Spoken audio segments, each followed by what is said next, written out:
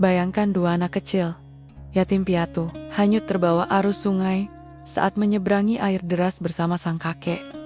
Dan ketika tersadar, mereka terjebak sendirian di tengah hutan tanpa makanan, tanpa rumah, tanpa siapapun yang tahu mereka masih hidup. Malam-malam mereka penuh kelaparan, tubuh menggigil, dan satu-satunya harapan hanyalah doa-doa yang dipanjatkan dalam gelap. Tapi, mungkinkah keajaiban benar-benar datang bagi anak-anak yang bahkan tak tahu kemana arah pulang? Tonton sampai habis ceritanya. Jangan lupa dukung kami dengan like, komen, share, dan subscribe channel ini, agar kami selalu semangat dalam berbagi cerita menarik lainnya. Bagi yang like, komen, dan subscribe channel ini, kami doakan semoga dimudahkan segala urusannya, dilapangkan rezekinya, disehatkan badannya, dan dikabulkan segala hajat dunia akhirat oleh Allah Subhanahu wa Ta'ala. Amin ya Rabbal Alamin. Mari kita mulai. Hujan rintik mulai turun ketika mereka sampai di tepi sungai. Tunu menggenggam erat tangan Pratama. Bocah kecil itu menggigil di bawah jaket tipis yang kebesaran. Kakek mereka, sosok tua yang teguh dengan sorot mata hangat, berdiri memandangi aliran air di hadapan. Sungai yang dulu tenang, kini tampak beringas. Arusnya deras, berputar-putar seperti naga yang kelaparan. Tunu, kita harus cepat sebelum hujan makin deras, ujar sang kakek lirih. Tangannya menunjuk batang pohon besar yang ditumbangkan sebagai jembatan darurat. Tunu mengangguk, meski hatinya diliputi kecemasan. Ia baru berusia 12 tahun, tapi matanya telah menyimpan banyak beban yang tak seharusnya dipikul oleh anak seusianya. Pratama di sisinya baru berumur 7, masih terlalu kecil untuk mengerti betapa hidup mereka berubah drastis dalam waktu singkat. Mereka adalah dua anak yatim piatu. Ayah mereka meninggal dalam kecelakaan truk di jalan menurun, sementara sang ibu menyusul tak lama setelahnya karena sakit yang tak pernah sempat diobati. Sejak itu, satu-satunya keluarga yang tersisa hanyalah sang kakek, lelaki tua yang tetap tersenyum walau hidupnya dirundung duka. Hari itu, mereka hendak menuju desa seberang sungai. Kakek bilang, ada kenalan lamanya di sana yang bisa memberi mereka tumpangan selama beberapa malam. Tapi alam tampaknya tak mengizinkan. Petir menyambar di kejauhan. Tunu menelan ludah, menatap batang pohon yang harus mereka lewati. Basah, licin, dan di bawahnya, air bergemuruh. "Kak, aku takut," bisik Pratama. Suaranya nyaris tak terdengar. Tunu berletet, menatap mata adiknya. "Kita harus kuat, Tama. Kita pegang tangan kakek. Kita jalan pelan-pelan. Habis itu, kita bakal makan nasi hangat." "Ya," senyumnya paksa. Tapi Pratama mengangguk pelan. Ia percaya pada kakaknya. Selalu. Langkah pertama mereka lewati dengan hati-hati. Tunu ditengga. Pratama menggenggam jaketnya dari belakang. Dan sang kakek memimpin di depan. Menapaki batang pohon seperti penari tua yang telah hafal setiap goyangan panggung. Namun saat mereka hampir sampai ke ujung, petir menyambar lebih dekat. Cahaya putih menyilaukan mata. Suara dentuman menggetarkan dada. Dan seketika itu juga, batang pohon bergoyang hebat. Kakek hampir terjatuh. Pratama menjerit. Tunu refleks menarik tubuh adiknya. Tapi cengkeramannya terpeleset karena jaket basah. Suara air menyambut tubuh mereka. Dunia terbalik. Air masuk ke hidung, ke telinga, ke tenggorokan. Tunu menggeliat di tengah arus deras, berusaha meraih Pratama yang tangannya makin menjauh. Ia melihat sang kakek mencoba berenang ke arah mereka. Mulutnya terbuka, berteriak.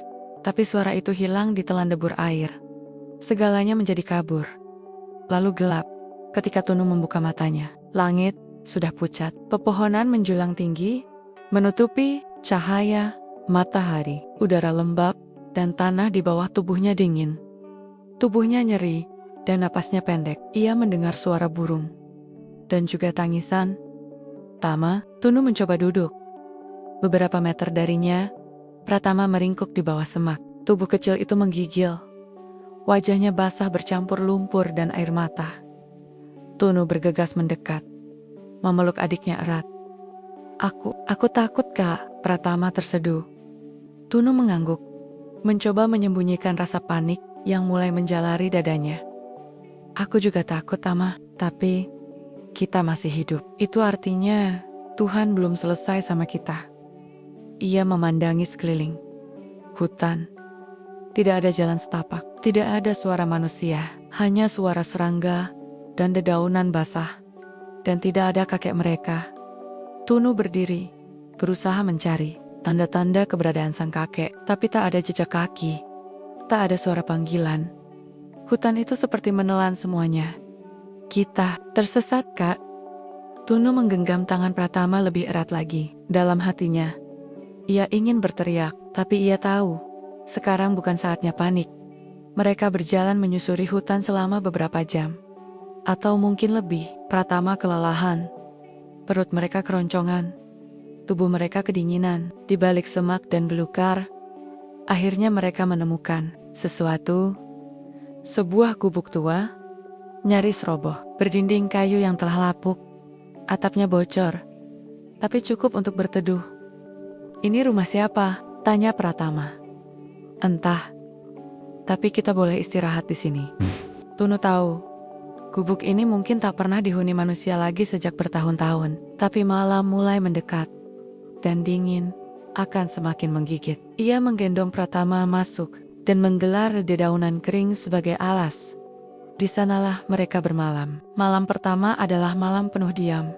Tunu duduk bersandar di dinding kayu yang dingin. Sementara Pratama tertidur dengan kepala di pangkuannya. Dari celah atap, ia melihat langit, bintang-bintang berkelip, seolah mengawasi mereka dari kejauhan. "Apa kakek masih hidup?" tanya Tunu, lirih, nyaris hanya kepada dirinya sendiri. Ia tak bisa menjawabnya. Yang ia tahu hanyalah satu hal. Sejak hari itu, hidup mereka berubah, dan mereka harus bertahan. Untuk hari esok, untuk satu sama lain. Dan untuk sebuah harapan yang tak boleh padam. Hari pertama di gubuk itu terasa seperti seminggu. Tunu membuka matanya dengan tubuh yang kaku. Udara pagi di dalam gubuk menusuk tulang, seolah menusuk langsung ke dada. Atapnya bocor, lantainya becek, dindingnya rapuh. Tapi setidaknya mereka masih hidup. Ia menoleh ke arah Pratama yang masih terlelap. Wajah adiknya pucat, bulu matanya basah, dan bibirnya sedikit membiru. Tunu menarik potongan karung goni dari sudut ruangan, lalu menyelimutkannya ke tubuh Pratama sebaik mungkin. Tak banyak yang bisa ia lakukan, selain berusaha memberi sedikit kehangatan. "Kita harus bertahan, Tama," bisiknya lirih. Pagi itu, untuk pertama kalinya, Tunu berkeliling hutan seorang diri. Perutnya sudah perih karena lapar. Tahu. Apakah di hutan ini ada binatang buas? Atau jebakan alam lainnya? Tapi ia lebih takut membiarkan adiknya kelaparan dan membeku di gubuk tua itu. Langkahnya hati-hati. Ia memunguti ranting kering, daun-daun lebar, dan mencari buah yang sekilas pernah dilihatnya waktu kecil. Buah hutan yang kadang tumbuh di pinggir sawah di kampung. Tapi ia juga tahu, tak semua buah di hutan bisa dimakan. Salah satu pelajaran terakhir dari ayahnya adalah, kalau tak yakin, jangan makan. Bisa jadi racun. Setelah berjalan cukup jauh, ia menemukan pohon dengan buah merah kecil yang menggantung lebat. Bentuknya seperti buah arbe. Ia ragu, tapi perutnya tak bisa menunggu logika. Dengan penuh harap, Tunu memetik beberapa butir dan kembali ke gubuk. Pratama sudah bangun ketika ia tiba. Bocah itu duduk bersandar di dinding dengan mata sayu. "Kak, aku haus," bisiknya. Tunu menyodorkan daun lebar yang menampung air hujan tadi malam. Pratama menyesapnya perlahan, lalu batu kecil karena dinginnya. "Maaf, ya, Tama. Kakak belum bisa cari makanan yang enak. Tapi ini, kakak nemu buah," ujarnya, menyodorkan buah merah itu dengan hati-hati. Pratama menatapnya sebentar. "Ini aman." Tunu diam sesaat, lalu mengangguk. "Coba kita makan dikit aja dulu, ya." Mereka makan perlahan. Hanya beberapa butir. Rasanya agak asam, tapi masih bisa ditelan. Tak ada gejala aneh. Setelah 15 menit berlalu, perut mereka memang belum kenyang, tapi setidaknya rasa sakit itu sedikit mereda. Sore hari, Tunu membersihkan bagian dalam gubuk. Ia menyapu lantai dengan ranting besar, menyusun batu sebagai tempat duduk, dan menambal lubang atap dengan daun pisang besar yang ia ikat dengan akar rotan. Tak sempurna, tapi cukup. Pratama mulai berbicara lebih banyak. Apa kita bakal tinggal di sini selamanya, Kak? Tunu terdiam. Ia menatap atap yang bocor dan dinding yang rapuh. Enggak, kita cuma numpang tinggal sampai kakak bisa cari jalan keluar dari hutan ini. Kalau kakek nyari kita gimana? Tunuman, UNDUK.IA Takbarani, menjawab. Apa kakek masih hidup, Kak? Pertanyaan itu menusuk seperti sembilu, tapi Tunu memaksakan senyum. Kakek kuat. Kakek pasti selamat. Mungkin sekarang dia juga lagi nyari kita. Pratama mengangguk. Ia selalu percaya pada kakaknya. Bahkan ketika dunia tak lagi bisa dipercaya. Malam kedua di gubuk terasa lebih panjang. Angin berdesir kencang dari sela-sela dinding. Suara ranting yang patah terdengar jelas. Seperti langkah seseorang yang mendekat. Pratama meringkuk di samping Tunu. Tubuhnya menggigil, meski telah dibalut karung goni dan daun kering. Tunu tak bisa tidur. Ia memeluk adiknya erat. Matanya menatap, gelap. Di kejauhan, lolongan serigala samar terdengar. Jantungnya berdegup cepat. Ia tak tahu, apakah binatang buas benar-benar mendekat, atau hanya bayangannya sendiri yang berlebihan. Kak, Pratama memanggil lirih. Iya, kalau kata, mati. Apa kita bisa ketemu ayah sama ibu lagi? Tunu tak langsung menjawab. Ia menahan air mata yang menggenang. Jangan ngomong begitu, Tama. Tapi aku kangen. Aku pengen tidur di kasur. Aku pengen makan nasi. Pengen lihat sekolah. Tunu menggigit bibirnya. Ia menatap langit yang tertutup dedaunan di sela atap yang bolong. Kamu tahu nggak, Tama? Dulu waktu kita kecil, ayah pernah bilang kalau kita bisa hidup dari apapun yang ada di bumi. Tanah, air, langit, pohon, semua bisa jadi teman kalau kita tahu. Pronya, kita tinggal belajar bersahabat sama hutan ini. Pratama terdiam sejenak, lalu menatap wajah kakaknya. Jadi hutan ini bukan musuh? Tunu mengangguk pelan. Hutan ini cuma belum kenal sama kita. Kalau kita baik, dia juga bakal jaga kita. Pauce. Ketiga, mereka mulai punya kebiasaan. Tunu akan keluar setiap pagi, mencari air hujan, buah, atau daun yang bisa dimasak. Ia menemukan akar pohon yang rasanya mirip singkong. Dan belajar membuat api dari batu dan ranting butuh waktu lama.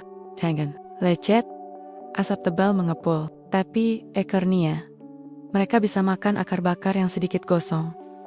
Pratama membantu menyusun batu sebagai pagar kecil di depan gubuk. Ia bilang itu pagar istana, agar binatang tak masuk. Mereka tertawa kecil saat itu. Tawa yang sederhana, tapi menghangatkan hari. Malamnya, Tunu mengajarkan adiknya berdoa sebelum tidur. Meski mereka tak tahu arah kiblat, mereka percaya Tuhan tetap mendengar dari manapun mereka berbicara. Dan setiap malam, Tunu masih menatap langit dan berbisik dalam hati, Tuhan, kalau Engkau masih izinkan kami hidup, tolong jangan biarkan aku gagal menjaga adikku. Waktu berjalan. Tunu tak tahu apakah sudah seminggu atau lebih. Hari-hari tak lagi dihitung dengan kalender, tapi dengan rasa lapar dan dingin. Namun mereka bertahan. Dan entah bagaimana, setiap pagi Tunu bangun dengan semangat yang masih menyala. Karena ia tahu, selama Pratama masih ada, ia tak boleh menyerah. Mereka tak tahu kapan akan keluar dari hutan ini. Tapi satu hal pasti, gubuk rayot itu telah menjadi rumah. Pohon-pohon besar telah menjadi penjaga, dan di tengah segala kehilangan, mereka masih punya satu sama lain. Itu cukup untuk sekarang. Dan mungkin untuk seterusnya. Hari-hari berjalan seperti aliran air yang tak bisa dihentikan. Pelan, tapi pasti membawa segalanya pergi. Tunu mulai tak ingat hari apa sekarang. Tak ada kalender, tak ada suara azan, tak ada bunyi kendaraan, atau suara orang memanggil dari luar rumah. Dunia mereka kini hanya pepohonan tinggi, suara binatang liar di kejauhan, dan aroma tanah basah yang tak pernah benar-benar kering. Gubuk tempat mereka tinggal sudah jauh lebih rapi. Atapnya yang dulu bocor, kini ditambal dengan daun kelapa dan kulit pohon. Di pojok ruangan, Tunu menyusun beta-beta menjadi tempat memasak. Ia sudah lebih terbiasa membuat api, walau masih sering harus menggosok batu hingga tangannya lecet. Tapi, satu hal yang tak pernah hilang adalah lapar. Suatu pagi, Pratama duduk lemas di dekat pintu. Tubuhnya lebih kurus dari seminggu lalu. Matanya sayu, dan ia hanya menatap keluar, ke arah hutan yang tak pernah berubah. "Kak, hari ini kita makan apa?" Tunu membiku. Ia memandang ke arah kantung daun kering yang biasanya ia pakai menyimpan sisa buah atau akar. Kosong. Kemarin, mereka hanya makan beberapa lembar daun muda dan sebutir buah kecil yang rasanya getir. Perutnya masih terasa seperti dikoyak dari dalam. "Kakak cari dulu." "Ya, Tama tunggu di sini." Jangan keluar. Jangan kemana-mana. Pratama hanya mengangguk pelan. Tunu tahu, tubuh adiknya tak sanggup berjalan jauh. Ia sudah mencoba menutupi kecemasan dengan candaan, dengan cerita khayalan tentang istana pohon dan peri hutan. Tapi sekarang, ia mulai kehabisan kata. Perjalanan pagi itu lebih dalam dari biasanya. Tunu berjalan menembus semak yang belum pernah ia lewati. Kakinya berdarah karena duri. Keringat dingin mengalir di pelipis, tapi ia terus melangkah. Setelah hampir setengah jam, ia melihat sesuatu. Sebuah pohon pisang liar yang tumbuh di sela dua batu besar. Pisangnya belum matang, masih hijau, tapi lebih baik daripada tidak sama sekali. Tunu memanjat perlahan, memotong satu sisir kecil, lalu segera kembali ke gubuk. Namun saat ia kembali, Pratama sudah pingsan. "Kak," Pratama membuka mata perlahan. Tunu panik, memeluk adiknya sambil mengguncang tubuhnya lembut. Nafas Pratama pendek, matanya setengah tertutup. "Aku bawa makanan." "Sabar ya, Tama." Dengan tangan gemetar, Tunu membelah pisang dan memanggangnya di atas api kecil. Pisang itu keras dan sepat, tapi mereka makan dengan lahap, seolah itu sajian mewah dari restoran mahal. Air mata menetes di pipi Tunu, tanpa bisa ia tahan. Ia merasa gagal. Gagal sebagai kakak. Gagal menjaga satu-satunya keluarga yang tersisa. "Maaf, ya, Tama. Maaf banget." Pratama menatapnya pelan. Tangannya yang kurus menyentuh pipi kakaknya. "Kak, enggak usah minta maaf. Kita masih hidup. Itu udah cukup buat Tama." Tunu memeluk adiknya erat. Hening memenuhi gubuk. Hanya suara kayu terbakar dan burung hutan yang sesekali menjerit. Hari-hari berikutnya, mereka mulai menghafal mana buah yang bisa dimakan dan mana yang harus dihindari. Tunu menandai pohon-pohon tertentu dengan batu, agar tak tersesat. Ia juga membuat jebakan kecil dari ranting untuk menangkap binatang kecil. Tapi sejauh ini, hanya beberapa burung kecil yang pernah terjebak. Ia tak tega membunuhnya, maka dilepaskannya kembali. Suatu malam, ketika Pratama tidur, Tunu keluar dari gubuk. Ia duduk di batu besar, menatap langit yang dipenuhi bintang. Tangannya menggenggam batu kecil, batu yang ia ambil hari itu dari sungai kecil di balik semak. Ia mengukir huruf-huruf dengan paku karatan yang ia temukan di lantai gubuk. Di batu itu, ia tulis, "Tama harus selamat." Ia letakkan batu itu di atas tanah, persis di depan gubuk, seolah itu adalah prasasti, janji, dan pengingat bahwa tujuan hidupnya kini cuma satu: menjaga adiknya tetap hidup. Beberapa minggu berlalu. Tubuh mereka sudah terbiasa dengan rasa lapar. Perut tak lagi mengeluh sesering dulu. Tapi tubuh makin ringan. Tulang pipi Tunu makin menonjol. Pratama lebih sering tidur. Energinya cepat habis. Namun di tengah semua itu, ada secercah cahaya kecil yang tetap menyala. Harapan. Tunu membuat permainan dari batu dan daun. Ia mengajari Pratama menulis huruf-huruf di tanah menggunakan ranting. Mereka menamai burang-burang yang terbang di langit dan mengarang cerita tentang raja hutan yang sedang menyamar jadi pohon. Kehidupan mereka tetap sederhana, tetap menyakitkan, tapi tidak sepenuhnya gelap, karena mereka masih saling punya. Dan gubuk reot itu, yang awalnya tampak seperti kuburan, kini perlahan menjelma menjadi tempat di mana mereka bisa belajar bertahan dan berharap. Pada malam keberapa, Tunu tak lagi menghitung. Langit gelap pekat, angin bertiup lebih dingin dari biasanya. Tunu menggigil, memeluk Pratama yang sudah tertidur. Hujan mulai turun perlahan. Rintik kecil, seperti air mata dari langit. Dan sekali lagi, Tunu menatap langit dan berbisik dalam hatinya. Tuhan, kalau besok masih kami harus kelaparan, tak apa, tapi tolong, jangan ambil Tama dari aku. Malam itu terasa lebih sunyi dari biasanya. Gubuk reot yang biasa diisi dengan tawa kecil Pratama kini hanya bergema oleh suara napas yang berat pendek. Sesak, seperti tercekik, sesuatu yang tak terlihat. Tunu duduk di sudut gubuk, memangku kepala adiknya. Sementara tangan kecil itu terus menggenggam baju lusuh yang dipakainya sejak hari pertama mereka tersesat di hutan. Kak, suara Pratama lirih, nyaris hanya berupa bisikan. Perutku sakit banget. Tunu menahan napasnya. Ia sudah menduga ini akan terjadi. Sejak Pratama, beberapa hari lalu menolak makan. Bahkan sekadar minum air hujan. Tubuhnya melemah, wajahnya pucat kekuningan. Bibirnya pecah-pecah, dan kini, demam mulai membakar tubuh kecilnya. Tunu menekan kening adiknya dengan telapak tangannya sendiri. Panasnya membuat jantungnya berdegup tak karuan. Ya Allah, desahnya pelan. Jangan sekarang. Jangan ambil dia sekarang. Ia bangkit tergesa, keluar dari gubuk, dan menerobos hujan gerimis yang masih turun dari langit kelabu. Di luar, hutan berbisik dalam kegelapan. Ranting-ranting gemeretak, tertiup angin, dan daun-daun basah mencambuk wajahnya saat ia menyibak semak demi semak, mencari sesuatu apa saja yang bisa menurunkan panas Pratama. Obat? Tentu tidak ada. Air? Ia tampung dari dedaunan lebar, ia camper. Dengan remasan akar yang pernah dilihatnya digunakan kakek untuk luka luar, ia tak yakin itu aman, tapi tak punya pilihan.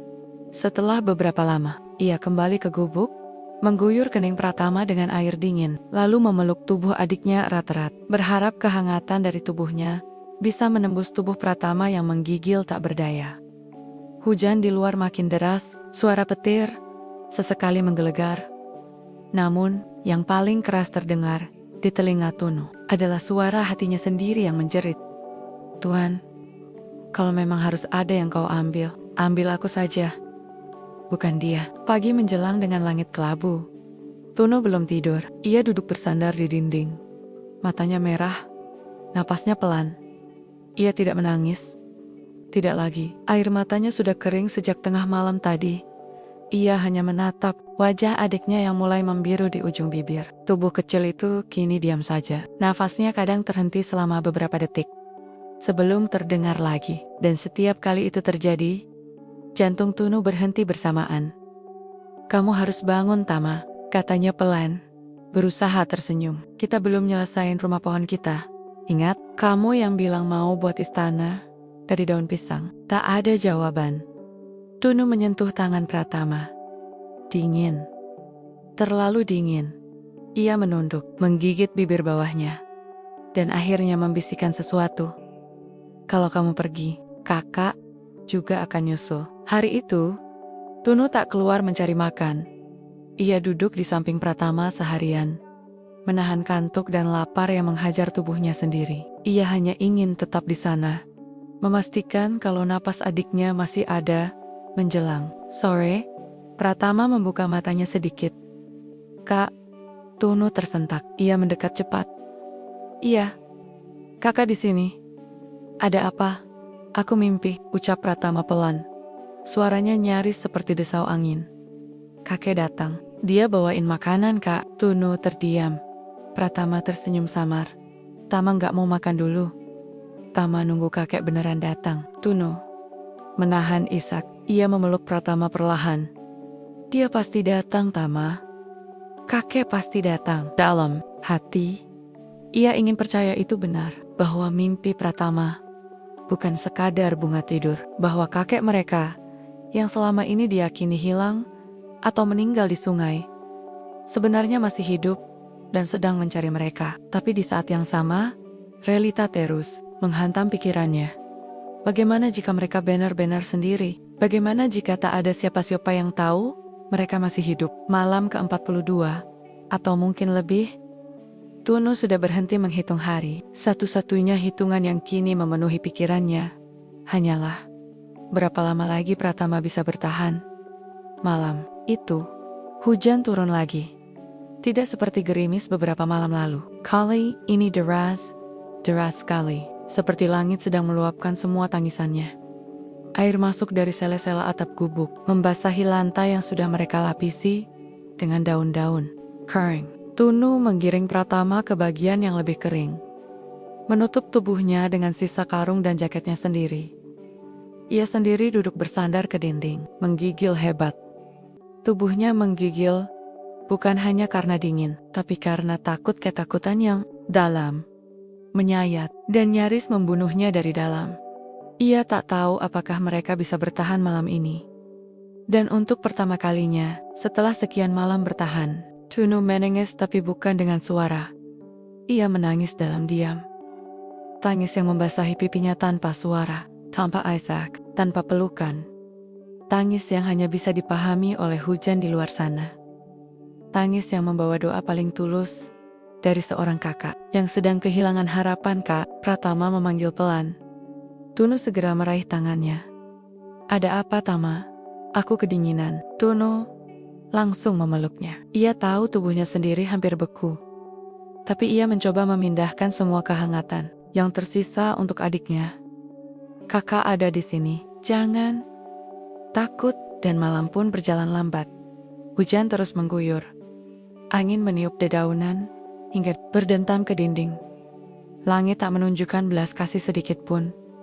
Namun di balik semua kegelapan itu, di satu sudut kecil gubuk reot yang hampir ambruk, dua anak manusia masih mencoba bertahan dengan cinta, doa, dan secercah harapan yang semakin redup. Pagi itu bukan pagi yang biasa. Langit masih diselimuti awan kelabu, dan udara terasa lebih basah daripada biasanya. Kabut menggantung rendah, seolah hutan ini menutup mata dan enggan menunjukkan arah. Tapi Tunu sudah tak bisa menunggu lagi. Pratama masih terbaring lemas di sudut gubuk, bibirnya pecah-pecah. Napasnya pendek, matanya terbuka sedikit. Hanya untuk memastikan kakaknya masih ada. Lalu tertutup lagi seperti lampu yang tinggal menunggu mati. Tunu berlutut di sampingnya. Tama, dengerin kakak baik-baik. Ya, Pratama tidak menjawab. Hanya matanya yang bergeser pelan ke arah suara. Kakak harus pergi ke dalam hutan. Jauh, lebih jauh dari biasanya. Mungkin ada desa, mungkin ada orang. Siapapun yang bisa bantu. Tapi kamu harus janji, harus kuat, nunggu kakak balik. Pratama ingin bicara, tapi suaranya hilang di kerongkongan. Hanya anggukan kecil, lemah. Tapi cukup untuk membuat Tunu percaya bahwa ia tak berangkat dengan perasaan menggantung. Ia mencium kening adiknya lama sekali, menatap wajah pucat itu dalam-dalam seolah ingin menyimpannya dalam ingatan untuk berjaga-jaga jika perpisahan ini bukan hanya sementara. Lalu ia berbalik, membuka pintu gubuk dan melangkah ke dalam hutan. Tanpa bekal, tanpa arah. Hanya berbekal satu hal. Cinta yang memaksanya melangkah. Meski takut, hutan itu berbeda dari biasanya. Lebih gelap, lebih sunyi, lebih mencekam. Langkah Tunu cepat, napasnya pendek, dadanya berdegup kencang. Bukan karena lelah, tapi karena ketakutan yang ia telan sejak semalam. Semak makin rapat, duri-duri lebih tajam. Ia sudah tak peduli pada luka di kaki atau cabang-cabang yang melukai pipinya. Yang ada di pikirannya hanya satu. Tama harus diselamatkan. Matahari tak pernah benar-benar menembus rapatnya dedaunan, dan waktu berjalan tanpa petunjuk. Tunu merasa seperti sedang berjalan dalam perut makhluk raksasa yang tak pernah tidur. Segalanya bergerak, suara ranting patah, daun gugur, dan gemuruh air yang tak tahu datang dari mana. Ia seperti diawasi oleh mata-mata tak kasat mata yang tersembunyi di balik pohon-pohon raksasa itu. Dan tiba-tiba, suara itu menggelegar, membuat jantung Tunu hampir meloncat keluar dari dadanya. Ia membeku, Lalu pelan-pelan, ia menoleh. Dari balik semak tinggi, sepasang mata kuning mengintip tinggi.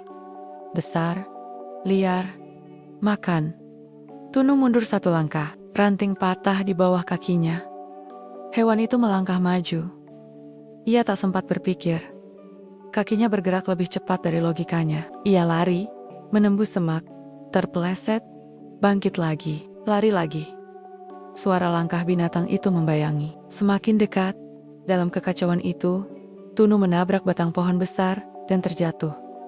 Kepalanya menghantam tanah. Pandangannya berputar, dunia berputar. Hening. Ketika ia membuka mata, matahari sudah jauh bergeser. Ia masih hidup. Dan makan itu, entah kemana. Mungkin menyerah. Mungkin pergi. Mungkin masih mengintai Ea tak peduli. Ia bangkit. Tubuhnya gemetar. Ludutnya luka. Tapi ia terus berjalan. Lebih jauh. Lebih dalam. Sampai langit mulai berubah warna. Sampai malam mulai menjelang. Saat malam turun, angin mulai bernyanyi melolong di antara dahan-dahan tua. Kabut menggumpal seperti Roro yang bangkit dari tanah. Tunu tahu, ia harus mencari tempat berlindung, atau ia akan mati beku malam ini. Akhirnya ia menemukan pohon besar yang berlubang di bagian bawah. Ia masuk, memeluk dirinya sendiri, dan tidur dengan mata setengah terbuka, berjaga dari suara-suara tak dikenal yang menyusup dari sekeliling. Malam itu, ia tak bermimpi. Atau mungkin ia bermimpi, tapi tak ingat lagi bagaimana bentuk dunia yang hangat. Pagi berikutnya, ia bangun dengan tubuh penuh gigitan nyamuk dan kaki yang hampir tak bisa digerakkan. Namun ketika ia hendak bangkit, ia melihat sesuatu dari kejauhan. Asap. Tunu menajamkan mata. Ya, itu asap tipis yang naik dari balik bukit kecil. Tak mungkin itu kabut. Itu asap. Dan di balik asap, bisa jadi manusia. Manusia? Ia bangkit. Napasnya terengah, tapi langkahnya penuh harapan. Dari balik semak, ia menuruni lereng kecil dan mendekati sumber asap.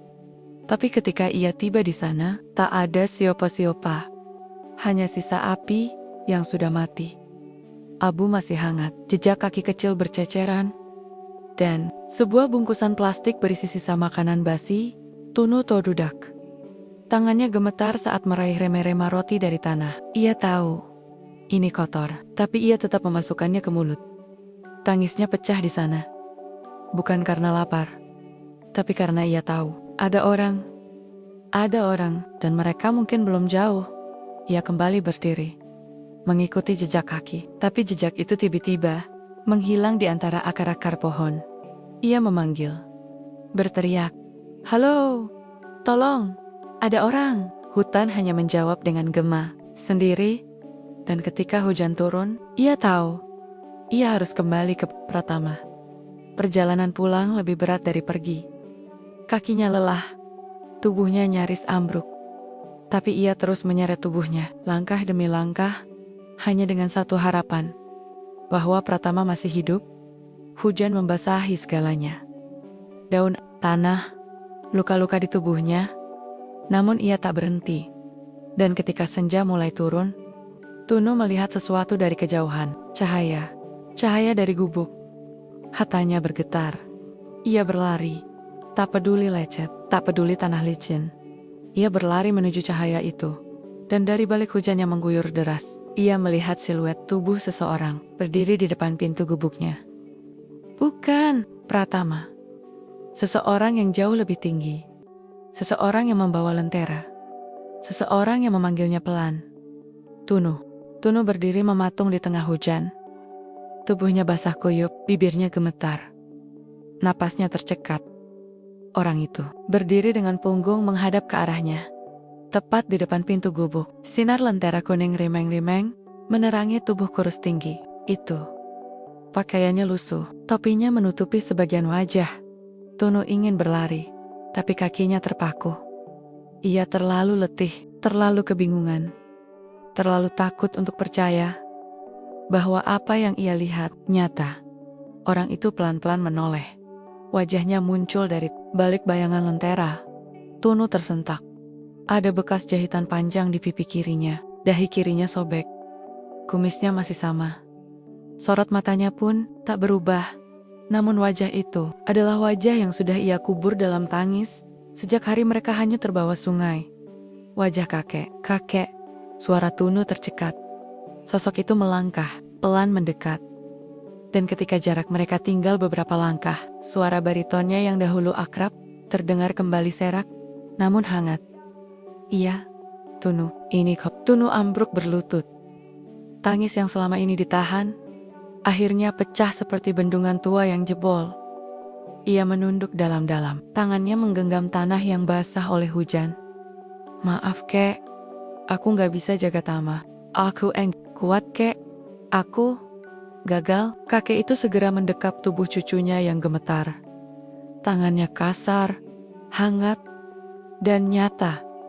Bukan mimpi, bukan bayangan, bukan harapan kosong. Ia peluk Tunu erat-erat, dan dengan suara lirih, ia berucap, "Kamu kuat, Junep. Kamu luar biasa kuat." Beberapa menit berlalu, sebelum Tunu bisa kembali berdiri. Ia segera menarik lengan kakek. "Kek, Tama tidak. Dia sakit. Dia panas. Dia nggak makan udah 2 hari." Kakek mengangguk. Cepat bawa kakek masuk. Mereka menerobos masuk ke dalam gubuk. Dan di sana, terbaring lemah di sudut ruangan, Pratama dengan mata setengah terbuka. Nafasnya pelan, bibirnya membiru, tubuhnya menggigil hebat. Tunu berlutut di sampingnya. "Tama, lihat siapa yang datang." Prat tak menjawab. Ia hanya bergumam lirih, "Kakek, mimpi lagi ya?" Kakek mendekat, menggenggam tangan kecil itu. "Ini bukan mimpi, Tama. Ini sungguhan." Kakek kembali. Untuk pertama kalinya, senyum kecil muncul di wajah Pratama. Meski hampir tak tampak, kakek membuka ransel tua yang ia bawa. Dari dalam Nia, ia mengeluarkan kotak bekas roti yang berisi nasi hangat, telur rebus, dan beberapa potong tempe goreng. Ia juga membawa botol air bersih dan selembar handuk kering. Pelan-pelan, "Tama, makan dulu, ya." Dengan tangan gemetar, Tunu menyuapi Pratama. Air mata menetes dari pipinya ke nasi yang hampir basi. Tapi Pratama tetap menelannya. Makanan pertama dalam 2 hari. Makanan yang menyambung nyawa. Makanan yang menyelamatkan harapan. Malam itu, setelah Pratama tidur dalam pelukan kakek, Tunu duduk di depan pintu gubuk. Hujan belum berhenti. Petir menyambar di kejauhan, tapi dunia terasa lebih hangat dari sebelumnya. Ia memandangi wajah kakeknya dalam cahaya lentera. "Aku pikir kakek tenggelam waktu itu." Kakek mengangguk pelan. "Waktu kita hanyut di sungai, kakek terbentur batu besar. Pingsan. Bangun-bangun, kakek sudah nyangkut di antara akar pohon di tepi sungai. Jauh dari tempat kita jatuh. Kepala kakek robek. Pipi juga nggak bisa jalan. Kakek tinggal di gua kecil beberapa minggu." Tunu terdiam, menatap luka-luka di wajah itu dengan getir. "Kenapa kakek nggak cari kami waktu sadar?" Kakek menatapnya dalam. "Kakek cari, tapi sungainya luas. Hutan ini seperti menelan suara kakek. Kakek pikir kalian sudah pergi. Atau mungkin kalian sudah..." Suara itu terhenti. Kakek mengusap wajahnya dengan kasar, seolah mencoba menahan air mata. Sampai 2 hari lalu, kakek melihat jejak kaki Castle. Ada juga bekas daun kering yang ditumpuk seperti alas tidur. Kakek ikuti, dan hari ini, kakek kembali ke gubuk ini. Gubuk tempat dulu kakek sering beristirahat saat muda dulu, waktu masih jadi pencari damar di hutan. Tunu terdiam lama. Lalu ia bergumam pelan. "Jadi, Tuhan memang dengar doaku malam itu." Kakek menatapnya. "Malam yang mana?" "Malam tadi, sebelum kakek muncul. Aku bilang, kalau Tuhan masih ingat kami, tolong kirim keajaib." Ia menatap wajah kakeknya. Dan ternyata, keajaibannya adalah kakek. Malam itu, mereka tidur bertiga. Dalam satu gubuk reot, dalam satu pelukan hangat. Dan untuk pertama kalinya, dalam puluhan malam yang gelap, mereka tidur tanpa rasa takut kehilangan. Namun bab ini belum berakhir. karena dunia belum selesai menguji mereka.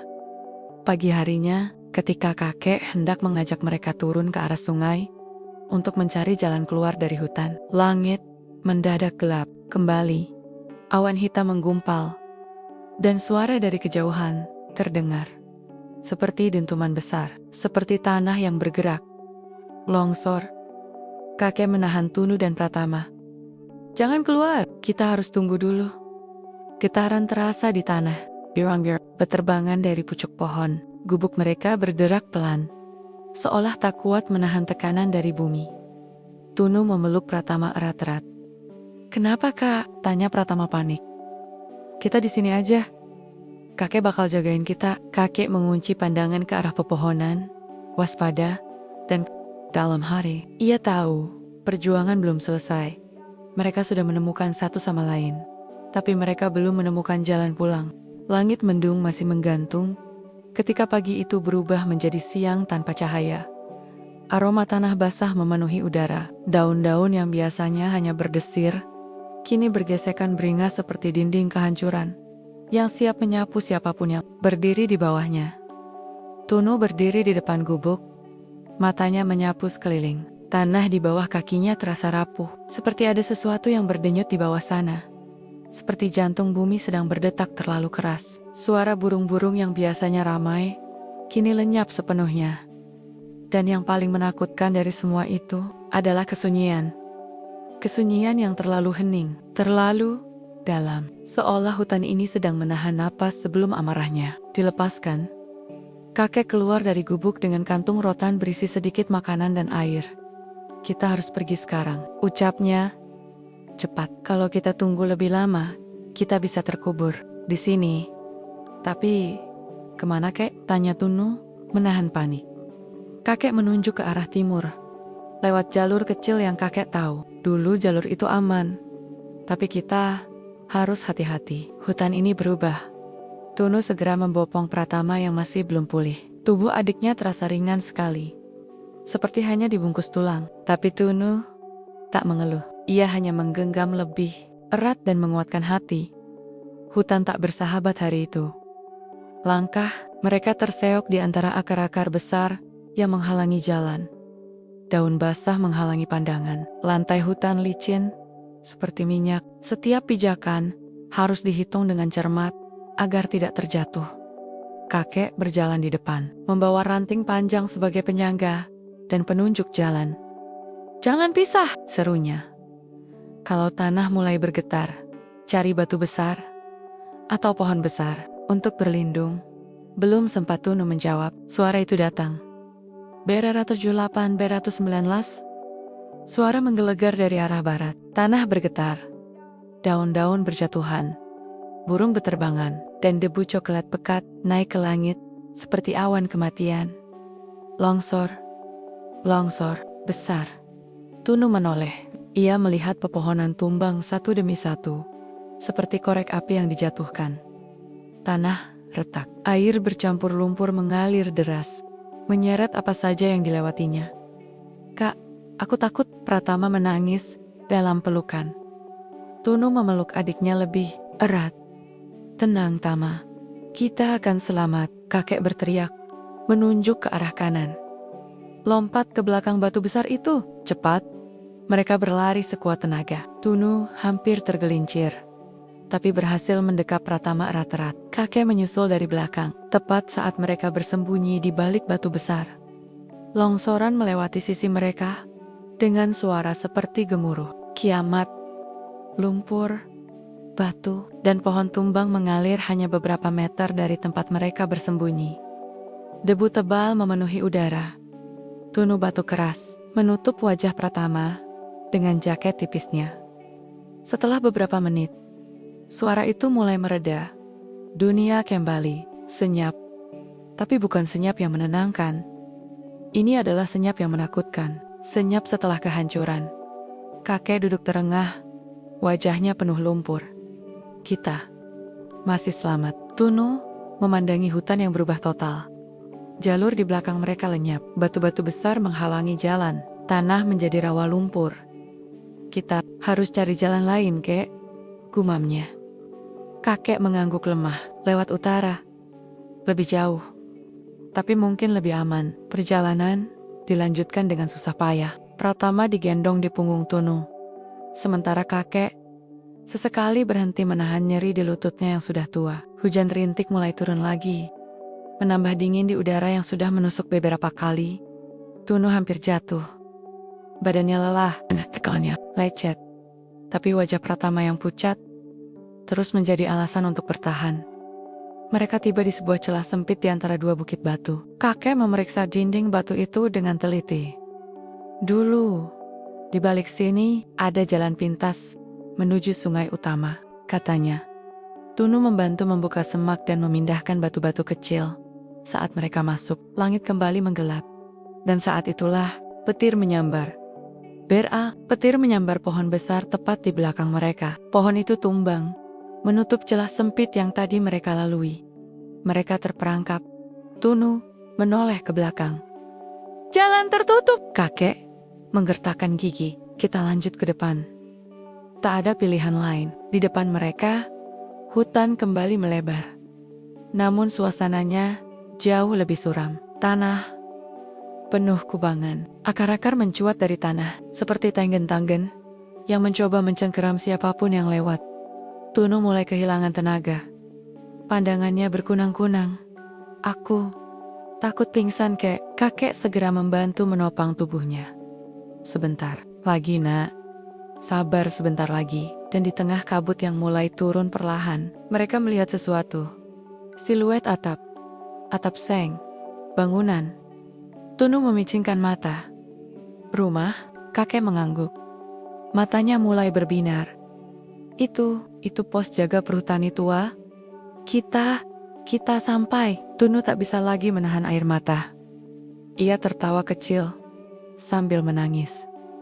Kita selamat, kakek meraih bahunya, mengguncangnya lembut.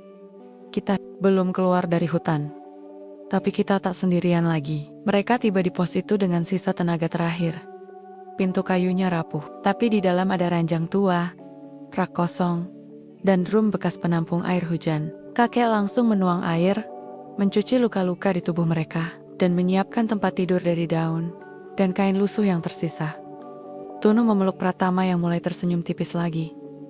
Lihat, Tama, kita nemu rumah baru. Pratama mengangguk, lemah. Tama, gak mau tinggal di hutan lagi. Tunu mencium dahinya. Sebentar lagi, kita pulang. Dan malam pun datang. Tenang, tanpa longsor, tanpa petir. Hanya suara jangkrik dan desir angin. Seolah alam pun tahu bahwa perjuangan mereka belum selesai. Tapi harapan kini jauh lebih dekat. Pagi itu, kabut perlahan mengangkat diri dari tanah. Seperti kain putih yang ditarik pelan oleh tangan tak kasat mata. Sinar matahari pertama menembus sela-sela pepohonan dan mengenai wajah Tunu yang masih terlelap di dalam pos jaga tua itu. Tepat di sampingnya, Pratama masih tidur. Napasnya lebih tenang, wajahnya lebih hangat, meski tubuhnya masih kurus dan bibirnya pecah. Setidaknya, pagi ini ia masih bernapas.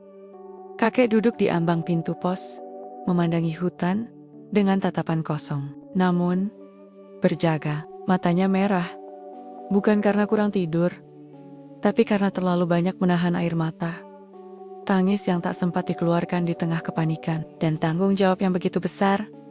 Tunu perlahan membuka mata, lalu duduk. Punggungnya nyeri, lehernya kaku, tapi ada sesuatu yang membuatnya merasa lebih ringan pagi ini. Udara hari itu berbeda, lebih hangat, lebih tenang, lebih bersahabat. Kek, panggil Tunu pelan. Sudah pagi, kakek mengangguk sambil tersenyum samar.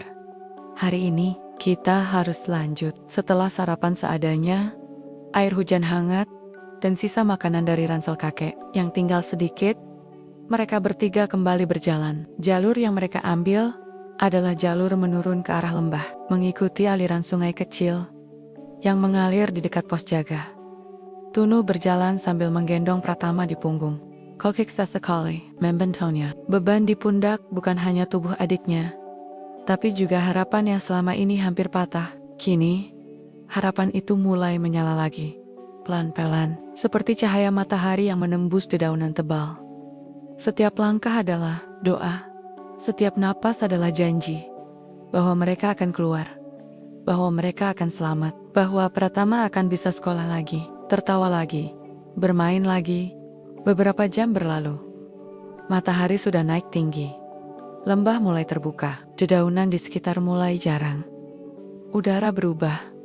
Tidak lagi pengap. Ada bau yang familiar, bau rumput segar, bau tanah terbuka, dan suara sapi. Tunu berhenti. Kek, itu suara sapi bukan? Kakek menajamkan telinga. Dan benar, suara lonceng kecil dari leher sapi terdengar jelas. Mereka bertiga mempercepat langkah. Beberapa menit kemudian, mereka keluar dari balik semak, dan dunia yang mereka rindukan selama berbulan-bulan akhirnya muncul di depan mata. Padang terbuka, rumput hijau, gubuk peternak, beberapa sapi berkeliaran, dan di kejauhan, rumah-rumah dengan atap genteng merah. Desa. Tunu menatap pemandangan itu dengan mata berkokek-kokaka. Kita pulang. Tama, kita pulang. Kek menghela napas dalam. Akhirnya, beberapa peternak melihat mereka dari kejauhan. Seorang lelaki tua langsung berlari mendekat sambil berteriak. Pak Raji! Astaga, Pak Raji masih hidup! Kakek terkejut. Warto, lelaki itu memeluk kakek sambil menangis. Kami pikir Bapak hanyut waktu banjir besar itu. Kami cari, tapi nggak ketemu. Warto lalu menoleh pada Tunu dan Pratama. Ini cucu-cucumu? Ya Allah, mereka hidup juga. Tunu menendak. Air matanya tak bisa ditahan lagi. Tak lama kemudian, warga desa berkumpul. Mereka membawa air hangat, baju bersih, dan makanan. Mereka mendengarkan kisah Tunu dengan mata berkokek-kokah. Dan malam itu, untuk pertama kalinya sejak tragedi, Tunu dan Pratama tidur di dalam rumah berdinding bata. Ada atap, ada lampu, ada kasur, ada harapan. Namun malam itu juga, sesuatu terjadi. Tunu terbangun oleh suara napas Pratama yang berat. Ia segera menoleh dan melihat adiknya menggeliat dalam tidur. Keningnya basah, tubuhnya panas kembali. Tama, ia panik. Pratama mengigau. Kak, jangan tinggalin. Aku takut. Tunu berteriak memanggil warga. Warto datang tergesa bersama istrinya. Mereka menggendong Pratama, membawanya ke bidan desa terdekat.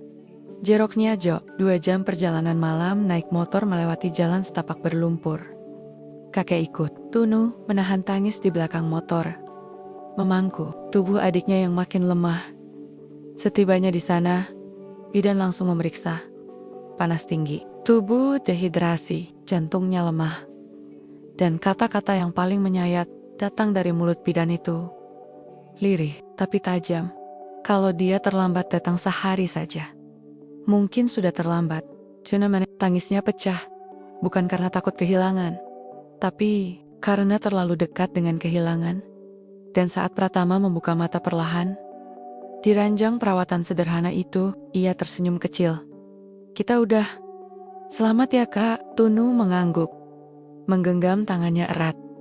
Iya, Tama, kita udah selamat. Keesokan harinya, kabar tentang anak-anak yatim piatu yang selamat dari hutan menyebar cepat. Wartawan mulai berdatangan. Pemerintah desa mengurus bantuan. Seorang guru dari sekolah terdekat menawarkan beasiswa untuk Pratama. Namun yang paling membekas di hati Tunu adalah ketika seorang relawan sosial bertanya padanya, "Kalau nanti kamu besar, Tunu, kamu mau jadi apa?" Dan Tunu menjawab dengan mata yang menatap jauh keluar jendela rumah sakit, "Aku mau jadi orang yang datang saat doa orang lain sedang patah." Rumah itu sederhana, berdinding kayu, dengan jendela besar yang langsung menghadap ke hamparan sawah hijau. Di pojok terasnya tergantung sangkar burung perkutut, bernyanyi lirih setiap pagi, menyambut cahaya matahari. Dan di dalam rumah itu, 2 anak yatim piatu sedang memulai hidup yang sama sekali baru. Tunu berdiri di depan cermin kecil, mengenakan seragam putih lusuh yang telah disumbangkan oleh sekolah terdekat. Meski warnanya tak lagi secerah baru, Tunu menggosoknya setiap malam dengan sabun batang, memastikan tidak ada noda yang tersisa di belakangnya. Pratama duduk di lantai, mengenakan seragam serupa dengan celana pendek dan rambut yang kini lebih rapi. Wajahnya mulai berisi. Pipinya tak lagi tirus seperti saat mereka ditemukan. Matanya bersinar cerah pagi itu. "Kak, aku takut masuk sekolah," gumamnya pelan. Tunu menoleh, lalu tersenyum kecil. "Aku juga dulu takut, tapi ingat Tama, takut bukan berarti kita berhenti melangkah." Pratama mengangguk pelan, lalu berdiri. Mereka berdua melangkah keluar rumah. Tempat kakek Rajii sudah menunggu sambil membawa tas rotan kecil dan bekal nasi bungkus untuk mereka. Hari itu adalah hari pertama mereka bersekolah. Dunia setelah hutan ternyata jauh lebih luas dari yang pernah mereka bayangkan. Ada jalanan beraspal, ada suara kendaraan, ada bel sekolah yang nyaring, ada guru yang ramah, dan ada pula teman-teman yang awalnya penasaran, kemudian jadi akrab. Tunu langsung duduk di bangku kelas akhir SD, usia yang seharusnya membuatnya duduk di bangku lebih tinggi. Namun kepala sekolah memutuskan untuk fokus pada penyembuhan mental, bukan mengejar angka. Pratama duduk di kelas bawah. Ia masih lemah, mudah lelah, dan sering mengantuk. Tapi setiap pagi, ia bangun sendiri, memakai sepatu dengan semangat, dan tersenyum setiap kali nama kakaknya disebut oleh teman-temannya. "Aku adiknya Tunu," katanya, bangga suatu hari saat ditanya oleh wali kelasnya. Malam-malam di rumah kayu itu kini lebih tenang. Kakek Rajii kembali bekerja sebagai penganyam bambu, membuat tempat buah, keranjang pasar, dan caping. Hasilnya tak banyak, tapi cukup untuk makan dan kebutuhan dasar. Tunu sering membantu setelah pulang sekolah. Ia duduk di beranda, menganyam bersama kakeknya, sambil mendengarkan cerita-cerita lama tentang masa muda kakek yang dulu dikenal sebagai penunjuk jalan terbaik di hutan perbatasan. "Dulu, kakek bisa membaca arah hanya dari suara burung," kata kakek sambil tersenyum bangga. Tunu tertawa kecil. Sekarang, kakek membaca arah dari keriput di dahi sendiri. Mereka tertawa bersama. Sesuatu yang dulu terasa mustahil, kini jadi nyata, tertawa tanpa beban. Namun, luka hati tak bisa sembuh secepat tubuh. Ada malam-malam di mana Tunu terbangun mendadak karena mimpi buruk, melihat Pratama terhanyut arus atau longsoran, menelan gubuk mereka. Ada pula sor-sor ketika Pratama mendadak diam dan menatap kosong ke dinding, seolah jiwanya kembali ke dalam kegelapan hutan itu. Suatu hari, Pratama bertanya lirih, "Kak, kalau dulu kita nggak selamat, apa kita ketemu ayah dan ibu?" Tunu tak langsung menjawab. Ia memeluk adiknya pelan. "Mungkin, tapi Tuhan masih mau kita di sini, Tama. Mungkin ayah dan ibu juga ingin kita terus hidup, bukan menyerah." Pratama mengangguk kecil. Air matanya menetes perlahan, tapi kali ini, ia tak menangis keras. Ia hanya membiarkan rasa itu lewat, seperti awan yang berlalu di atas kepala. Waktu berjalan cepat. Hari-hari di sekolah jadi pelipur lara. Tunu mulai disukai guru karena sikapnya yang tekun dan rajin. Ia jadi contoh untuk teman-temannya. Bukan karena nilai pelajaran, tapi karena hatinya yang tahan uji. Suatu sore, kepala sekolah memanggilnya. "Tunu, ada yang ingin menemuimu." Tunu keluar ke ruang tamu sekolah. Dan di sana, berdiri seorang pria berkemeja rapi, berambut putih, dengan wajah yang tenang. "Namaku Parituan. Aku pengurus yayasan pendidikan dari kota." Tunu mengangguk sopan. "Aku dengar ceritamu dari koran, dari kepala desa, dan juga dari gurumu. Aku ingin mengajakmu masuk program beasiswa penuh dari yayasan kami." Tunu terpaku. "Kau dan Pratama bisa sekolah sampai perguruan tinggi, gratis, termasuk tempat tinggal, makan, dan semua." Matanya berkaca-kaca. Ia tak percaya bahwa dari sebuah hutan gelap, mereka kini diundang ke masa depan yang terang. Malam itu, di beranda rumah kayu, Tunu menceritakan semua kepada kakek dan Pratama. Kakek terdiam lama, lalu mengangguk, sambil menatap langit malam yang penuh bintang. Kalau ayah dan ibumu melihat dari atas sana, mereka pasti bangga. Dan Pratama, dengan suara kecilnya, berkata, "Kita nggak akan lupa sama hutan itu kan, Kak?" Tunu tersenyum. "Tidak, Tama. Hutan itu mengajari kita cara bertahan.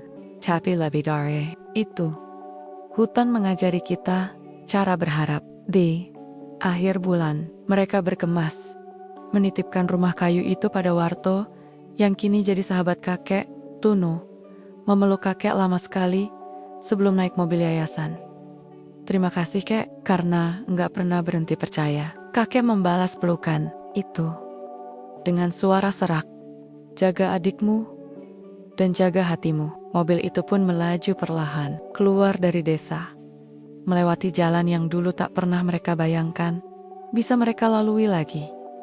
Dan di dalam mobil itu, Tunu menggenggam tangan Pratama. Pandangan mereka lurus ke depan, menuju dunia yang dulu terasa jauh, menuju kehidupan yang menanti, dengan cahaya, bukan lagi hutan.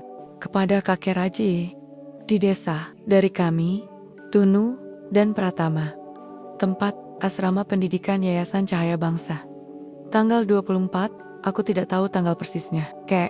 Tapi hari ini hujan. Dan itu cukup untuk menulis surat ini, Kek. Hari ini, Pratama duduk di kursi barisan depan. Ia mengenakan seragam lengkap. Dasinya sedikit miring, tapi matanya bersinar lebih terang dari biasanya. Ia akan ikut lomba membaca puisi antar kelas. Judul puisinya, "Jika Hutan Bisa Bicara." Dia menulis sendiri, "Loh, sementara aku duduk di pojok olah sambil memegang pena ini, mencoba menuliskan semua perasaan yang tidak sempat kukatakan saat kita pamit dari rumah kayu kita.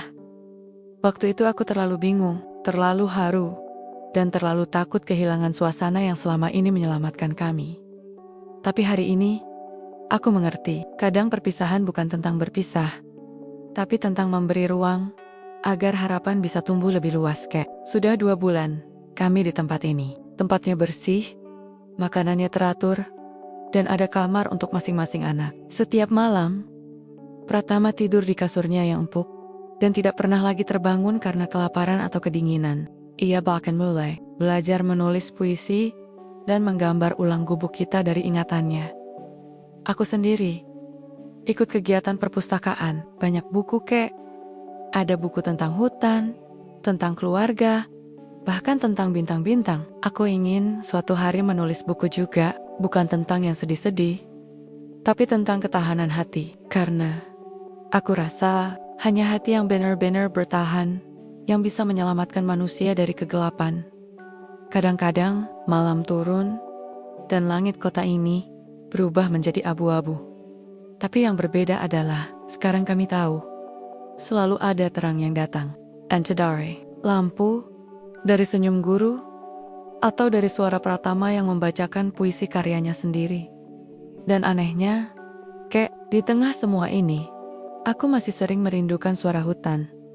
Bukan karena trauma, tapi karena hutan itu pernah menjadi satu-satunya tempat yang memberi kami hidup saat dunia lain menutup pintu. Aku masih ingat waktu pertama kali kita masuk ke gubuk reot itu. Hujan mengguyur deras. Atapnya bocor, dindingnya rapuh. Tapi malam itu, kami bisa berteduh, bisa tidur walau kelaparan. Dan besoknya bisa hidup sehari lagi. Hari demi hari, Kak. Hari demi hari. Dan lalu, malam itu datang. Malam saat aku berdoa dengan suara tercekat. Saat aku bilang, "Tuhan, kalau kau dengar, kirimkan satu saja pertolongan." Pertolongan. Dan kakek datang. Dengan wajah yang berbeda. Dengan luka-luka yang belum sembuh. Tapi hati yang masih hangat. Aku tak akan pernah lupa malam itu, Kek. Karena sejak saat itu, aku tahu keajaiban itu nyata. Dan ia tak selalu datang dalam bentuk cahaya atau suara gemuruh. Kadang keajaiban datang sebagai lelaki tua dengan jahitan di pipinya, membawa lentera kecil di tengah hutan paling gelap. Pratama kini sudah lebih kuat. Ia tak sering demam lagi. Ia makan dengan lahap, tidur lebih nyenyak, dan setiap malam menulis di buku hariannya.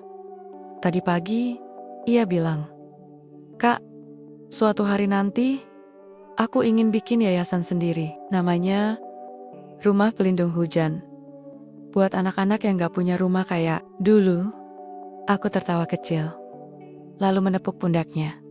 Kalau gitu, kakak bantu kamu bangun rumahnya. Tapi jangan lupa, harus ada gubuk reot kecil di belakang. Buat mengingatkan kita dari mana kita datang. Ia hanya tersenyum, lalu memelukku. Kakek, kami tahu kakek mungkin sedang duduk di teras rumah, mendengar suara angin bermain di ladang, atau sedang menganyam bambu dengan radio kecil menyala di samping. Atau mungkin kakek sedang membaca ulang surat kami ini dengan kacamata usang, sambil sesekali mengelap sudut mata. Apapun itu, terima kasih, Kek, untuk tidak menyerah mencari kami di hutan, untuk tetap hidup, untuk muncul tepat saat doa kami sedang patah. Kita mungkin tak lagi tinggal serumah, tapi cinta kita tetap berteduh di bawah atap yang sama. Atap kenangan yang tak pernah bocor oleh waktu. Surat ini akan kami kirim lewat pos desa. Pratama menyelipkan satu gambar kecil di dalamnya. Gambarnya tentang kakek berdiri di depan gubuk dengan lentera di tangan. Di atasnya ada tulisan, "Kakek adalah cahaya dalam hujan. Kami akan belajar sekuat tenaga, agar kelak ketika dunia memanggil kami untuk jadi orang besar, kami bisa menjawab, kami adalah anak-anak dari hutan yang pernah gelap, tapi kini tahu cara menyalakan terang. Doakan kami, Kek. Sampai nanti, ketika kami pulang membawa kabar baik, hormat kami, Tunu dan Pratama."